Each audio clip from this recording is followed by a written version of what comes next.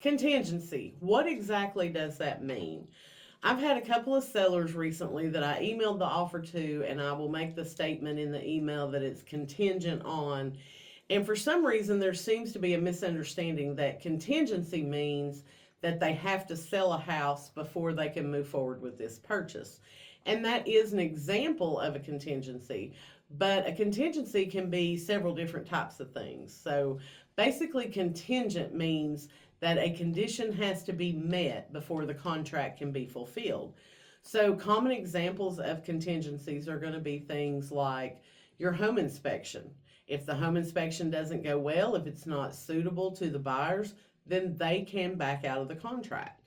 Financing is another contingency. So, if for whatever reason, once they get actually to the underwriter's desk, if they cannot get approved for that financing, then they can back out of the contract.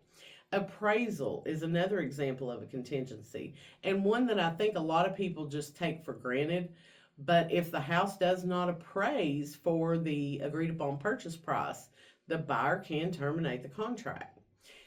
Home sale is another contingency. And so a lot of times if somebody has a home sale contingency, you're going to give them a first right of refusal, meaning you're still going to market the house, you're still going to be open to other buyers to make offers. And if you get another acceptable offer, then that original buyer would have 24 hours to either remove the home sale contingency or remove themselves from the contract. Now, once you've actually done the home inspection and repairs have been agreed upon by both parties, that actually becomes a contingency as well. So that if, as a seller, you don't make the repairs that were agreed upon in the agreed upon time frame, then the buyer actually can back out of that contract. So it's very important as a seller that you understand exactly what contingency means and exactly what contingencies are in the contract between you and that buyer. Do you have a question about real estate and you're like, I don't know, I think I should already know that, I don't want to ask it, I'm going to feel dumb?